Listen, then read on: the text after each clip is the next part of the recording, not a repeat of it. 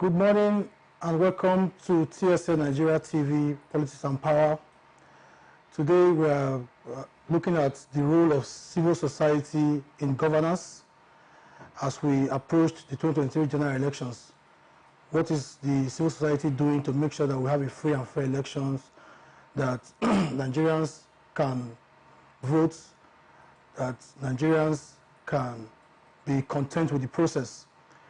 We all know the civil society is the conscience of the people. I'm having a very exciting guest today, Marxist Kola, very renowned. Welcome, sir. Good morning, my brother. It's good to have you. Thank you very much. So, my brother, what is the role of civil society in governance? What role should civil society play in governance? Thank you very much. You know, in the international political system, we have the state actors and we have the non-state actors. The state actors are those that are piloting the affairs of our states and our nation, while the non-state actors are the plebeians, the ragtags and the baptists, those that are not in or belong to the state actor are the non-state actors. They influence the policies of government in all ramifications. You know, government, those that are in power are human beings like us. There is no way they can't understand everything. There is no way they can know everything. There is no way a governor can know what is happening at Yokoriomo or Igbobazuwa or Urumi. But those that are not in power draw the attention of government to that areas. That is why the role, that will continue to the role of civil society in governance cannot be overemphasized. You know, civil society members are those that are extremely antithetical to the draconian, to the anti-people, to the monstrous and the satanic policies of government. Whenever they see that these policies of government are extremely antithetical to the oil polluted or to the masses, they organize maybe press conference, protests, they write letters to those in power. If at all those we are elected to pilot the affairs of our country and our states, they don't respect letters. We write letters to them, they consign the letters to their dustbins in their offices. They say, this man doesn't start again. But to draw the attention of government to the plight, to the pangs of the masses, we do it through press conference and protest. And at least to some extent, 50 or 60%, government have at least subscribed to the agitations of the civil society. Like when the governor of Edo State said it is mandatory for everybody willy-nilly to take the so-called coronavirus vaccine, COVID-19 vaccine. People like us said, no, you cannot force me. My little children are too. I cannot force them to take some kind of decisions that are against their conscience. You cannot force us to take these vaccines. Those that want to take the vaccines can go and take the vaccines. It has to be voluntary. It has to be voluntary. A situation whereby you are telling us that it is mandatory for us to take it, you are coercing us, and that is strictly against the philosophical claim of democracy, which is the government of the people, by the people, and for the people. Okay. I should be mature enough to take a decision. Okay, I'm going to take you on this.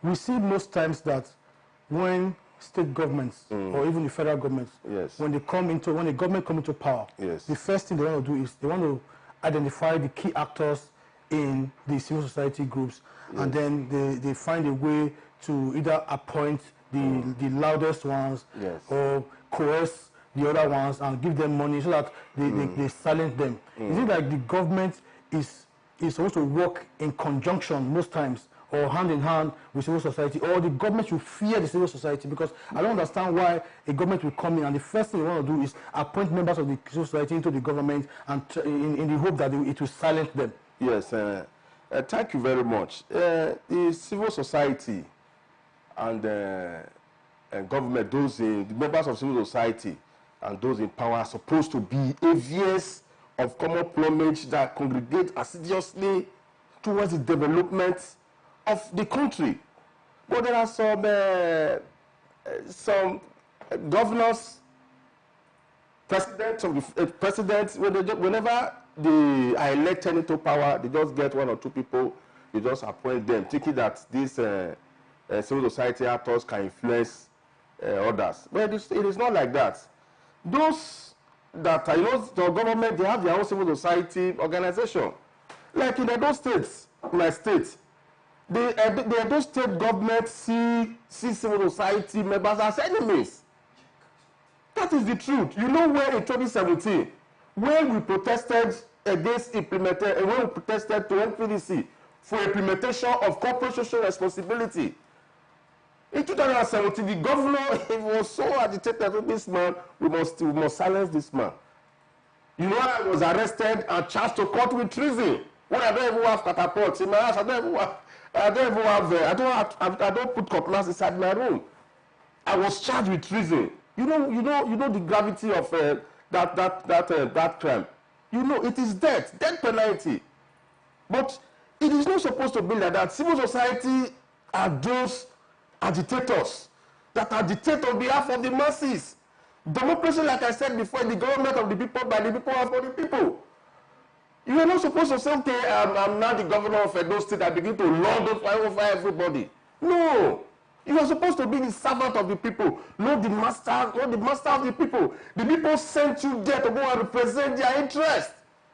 For those that are conversant with the concept origo of democracy, you know, it started in Greek city state when everybody will assemble in the marketplace to decide what will happen in their state. But when population began to increase tremendously, there was no need to adopt indirect democracy, representative democracy, where you send a particular person to represent the interests of everybody in governance.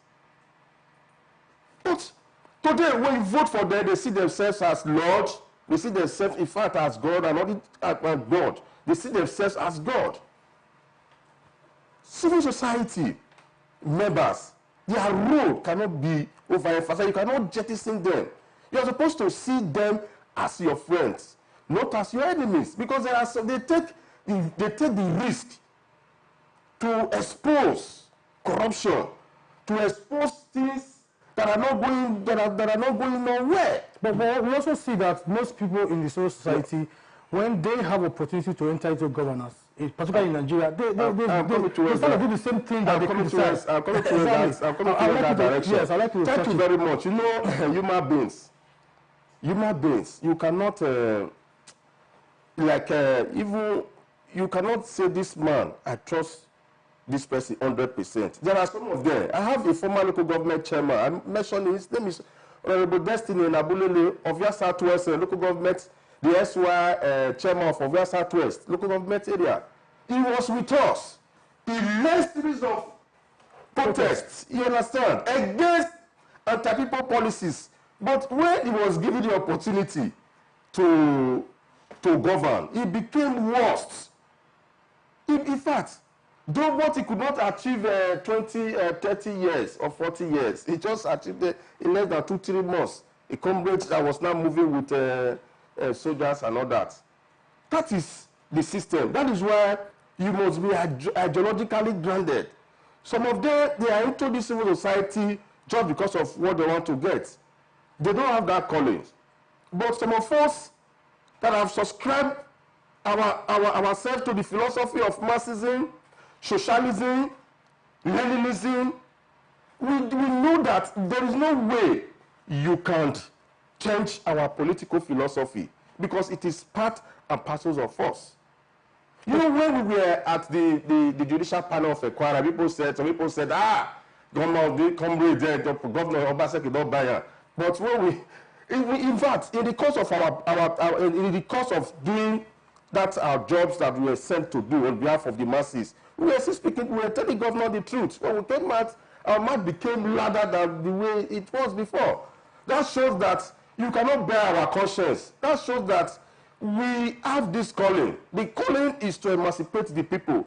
The calling is to make sure that our state and our country are rescued from this state of economic quagmire to the state of economic risorgimento, where everybody shall have equal rights and opportunity, equal justice to all and sundry, irrespective of your economic status in society. Let me take you a little further from my just state.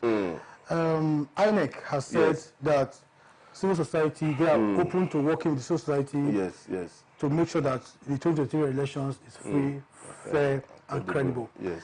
And in that case, we saw some of the civil society groups say to INEC, if you say, for example, the CVR, the continuous voters registration is truly continuous, then it should end maybe a month or two to the general elections, because there are so many people who will be disenfranchised right now because they haven't registered.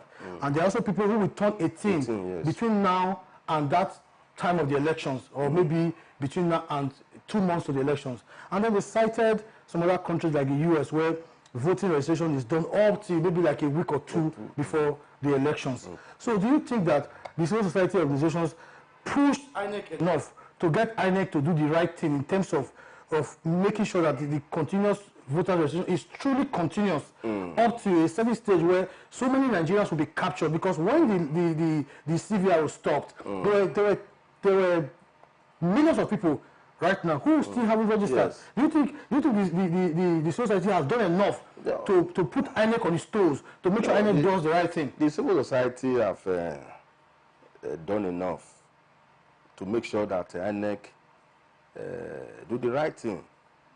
You know, when you have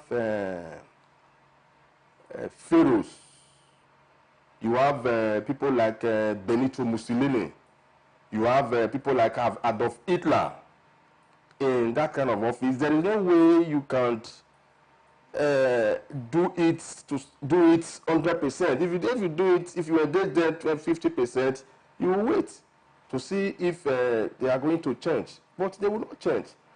But the only thing we can do is to go to court, is to activate the instrumentality of the law to make sure that these people do the right thing. No, we cannot force them.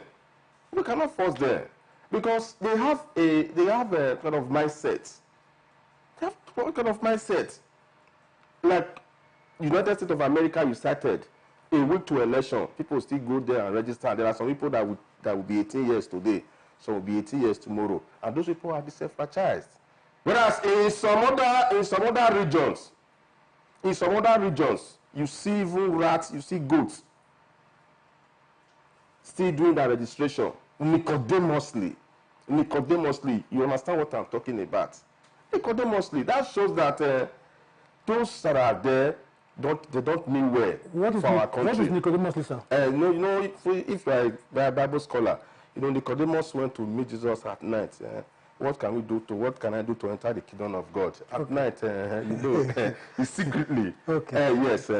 Yes. So they don't mean well. They don't mean well for our country. They don't mean well. That is why Nigeria is moving 3 steps forward to move 25 steps backward. We are moving anti-clockwise because we don't have leaders. We don't have leaders. We have rulers. When you have rulers, people begin to glance their teeth in pains. When you have rulers, you see bandits, kidnappers taking over the system. You see this, I'm sorry to say, the government of General Muhammadu Buhari, a retired general, has been defeated by bandits. Even in his own state, you know what happened? Terrorists attack in his own state. They even threaten to kidnap him. You understand? Even a lot of senior policemen that have died. That shows that we don't have the right person there. But As we approach the 2023 presidential election, we are praying to God. God, give us the right person that will lead our country to the path of righteousness, that will lead our country to the state of Eldorado, that will lead our country to a situation whereby people will not be traveling from US to Nigeria. You understand? And it is to the most of the Buhari, yes. President Buhari supporters will tell you that the president has actually done well. They will cite the fact that in 2015 they will tell you that insurgency was everywhere in the north, that the flags of Boko Haram were flying freely in many of the northern local governments in the north, that under President Buhari that has been addressed, that insurgency, particularly with Boko Haram, has been curtailed to only the northeast. And they also cite that the fact that they will tell you that agriculture has improved under President Muhammadu Buhari. So they also cite so many things. So how would you rate the performance of the current administration of President Muhammadu Buhari, in your own opinion? Yes, it is very sad to hear the kind of statement from sycophants because of what they get. Terrorists have taken over the entire country. I'm telling you. Go to, we now have Sabisa Forest in Edo State. You cannot travel from Benin to Auchi. But the state government are also collecting. They are also collecting the security votes. So they should also be part of the security affairs of the country. Yes, you cannot travel to Auchi, to Epuma. Whenever you are traveling, oh God, where's the road bad? Bandits, kidnappers are everywhere. Oh God, rescue me from bad accidents. God, all these Baba people, I need to fast and pray for 2 days before you can go to that place. That is to debunk the statements made by Lai Mohammed. The Minister of Information. Yes, when he said that, in fact, this administration has defeated Boko Haram. You understand? That is just to deceive the people. You know what is happening. You know how Reverend Fathers are kidnapped in our country, not in our state, on a daily basis. The one you can hear about, the one you don't even get the information. We have state governors that are collecting security votes. They will tell you that security votes is specifically for the exclusive legislative list. You know, there's only the federal government that can do anything, that can dictate on that exclusive legislative list. But they collect security votes. What are they doing with security votes? As it is today, there is no tracker. If you go to State CID, there is no single tracker. If you want to track the phone number of a criminal, of a kidnapper, you have to send the number to Abuja first to do the tracking in Abuja. I don't know, is it so difficult to get tracker here? There is no CCTV cameras anywhere. These people, they travel to United States of America for holiday. When the mosquito bites, they travel to United States of America for treatment. They know things that are obtainable there. They don't replicate same. In Nigeria or in Edo State, the only thing they do, they tell you to come and pay your tax. You must pay your tax to government. But how are they using this tax judiciously? That this tax used on behalf of the masses, the way it is in other country? The answer is emphatic no. If we have the opportunity now, you see that the whole youth will travel out of the country. You see how youths are living this country on a daily basis. They are going with their family and all that. Just about 3 or 4 months, we have some Nigerians that said they want to travel to Ukraine, and there is war. They prefer to travel to Ukraine, there is war, than to live in Nigeria because of the failure of governance. Because those that are in power, their hearts are hurting, like Pharaoh Ramses. This is why we keep on praying, God, give us the right person in 2023. If we refuse to get it right in 2023, my brother, they wake up one day and discover that there is nobody in this country. Everybody will just pack their load and leave this country. Yes. That is how it is. Nigeria things that are bad, maybe terrorist people. You read our newspaper headline on daily basis, you see negative news. Nigeria is now the heartbeat of negative news. I maybe have a monarch was kidnapped by unknown gunmen.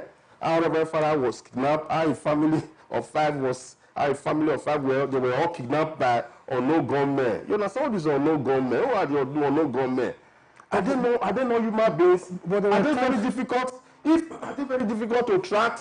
But if it were to be member of civil society, then I say, Buhari, on behalf of the Raptors and Bobtails, we hereby pass a vote of no confidence on General Muhammadu Buhari retired that has been defeated by bandits. You see, the next DSS, they will go after that person. They will go after that person. Showore is still in court today. But we see charged with terrorism, we see treasonable felony, in the past, conspiracy. Yes, we see in the past, because we don't have so much time anymore. We see in the past where the civil society puts the government of Nigeria, even when the government at that time was what we can describe as maybe a draconian government, because I remember the role the civil society played under the leadership of Sani Abacha, the ECOMOG, those civil society people who rallied themselves to make sure that we have what we call democracy in Nigeria today. Now, do you think that the current crop of leadership, both at the state level, at the national level, of those championing civil society organizations in Nigeria, have done enough, have done absolutely enough to put this government to its toes, to make sure that the government of Nigeria is accountable to the people of Nigeria? In fact, during the time of Goodluck Ebele Jonathan, the people like Bola Ahmed Tinubu, Olisa Agbakoba, Femi Falana, and even our president here, they led protests against the removal of fuel subsidy during the time of Goodluck Jonathan. Lai Mohammed and all of them became activists overnight. But when they now had the opportunity, they became worst. And those that joined the politicians then to protest against Jonathan, they are now silent. They are now silent. Where is Olisa Agbakoba? Where is Uncle Femi Falana? Yeah, because we see that the first order has been, I don't know if it has been removed. Nigeria is spending about 6 trillion in 2023 for subsidies. We see that there is inflation. In fact, we're almost approaching what we call hyperinflation. The cost of price of things have gone up. We've seen that people are arrested and there's no accountability in governance. And we see a complete silence, utter silence from the civil society in Nigeria. Even in ASU was on strike for 6 months now, and the civil society is quiet about it. That's where I'm coming to. We have, like I said before, I said those that joined Buhari to protest against Jonathan, they are all silent except Showore and a few others that are still conspicuous. You understand? So a lot of them are now eating, and they say when you are eating, you should have table manners. Yes. So maybe that's the situation. There is no evidence to validate that as action. But as far as I'm concerned, Showore is still the only activist that is active. I know what we have done together. Series of protests we have organized. We are still planning for another protest October 1st. You understand? And all that. What I'm saying. But others, they will tell you that, in fact, now you just do, now this isolate, now you don't do, wife and children, they there and all that. So some of them will just say, okay, don't shake it, just change their mind and start pepper souping and starting with the vandals in power, so that they can get 1 or 2 things from government, what they are looking for. You understand? But we still have some very few people who will continue to carry out evangelism, continue to tell people. You understand? So before we close, let me quickly, because we have just less than 4 minutes now. Before we close, let me quickly allow you to shed some light on this. in Edo State today, the civil society in Edo State is polarized. It's led by different factions and all of that. And people are pointing fingers and say, oh, if the civil society in the states cannot even organize themselves, how are they going to now organize the states and make sure that government is doing its responsibilities? If the civil society at the state level cannot even organize themselves. Even in family, is there no fashion in family? Family, we have fashion. Some of them, we have about 5 children. Some of them will say, mommy is good. Some of them will say, daddy is good. You understand? That is how it is. There is no way we can all come together, except if there is a cause, we can come together and fight that cause. You understand? There are some people, we have different areas as far as activism is concerned. Some of them are into health, environment, some of them are into human rights and all that. We come together. Even in South Africa's struggle, it was not only ANC that fought the struggle for the emancipation of South Africa. That's true. You also have other movements, like Robert Sobukwe, who formed Pan-Africanist Congress, a breakaway fashion from of African National Congress, ANC. It is always like that. But if there is a cause, we all come together and fight the cause. Government is even capitalizing on that. I know it's because of they don't have experience of the philosophy of civil society. They would think that, okay, these people, they are balkanized, they are this. But, you know, we all came together recently when we discover that police brutality is resurrecting again in Edo State. We all came together, we addressed the press. I haven't addressed the press after 72 hours. We met with the Commissioner of Police. We discussed and they promised that police brutality is going to stop. And it has reduced. You understand? So if there is a right, if there is a cause, we must come together and fight the cause. Because there is a Latin phrase that says, Ubi Concordia, Ibi Victoria. When we are united in a cause, we will achieve victory.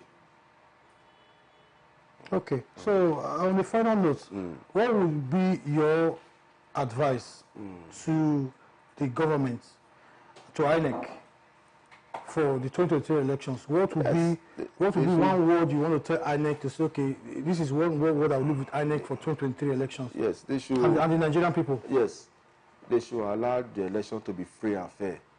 And Nigerians should go out there February next year to vote their conscience.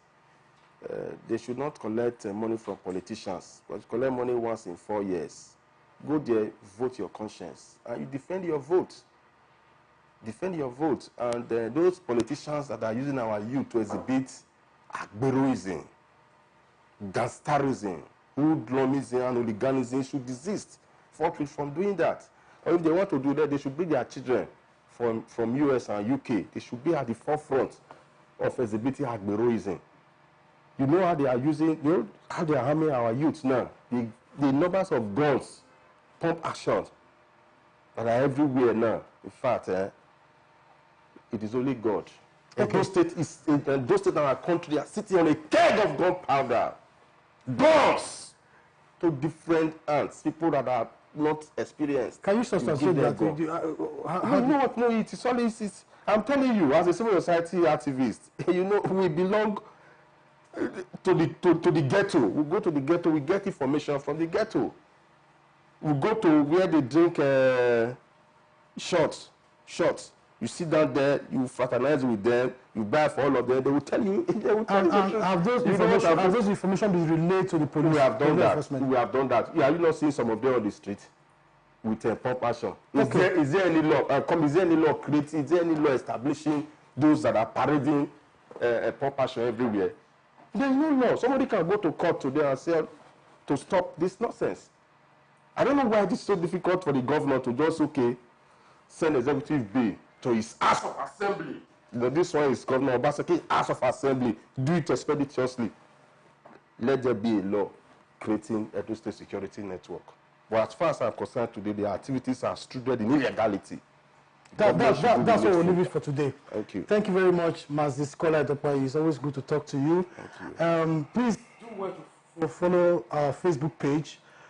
Click on our YouTube channels, follow it, click on notifications so that you can watch our next episode. We'll be back here on Monday with a very exciting topic. Please stay safe. Bye-bye.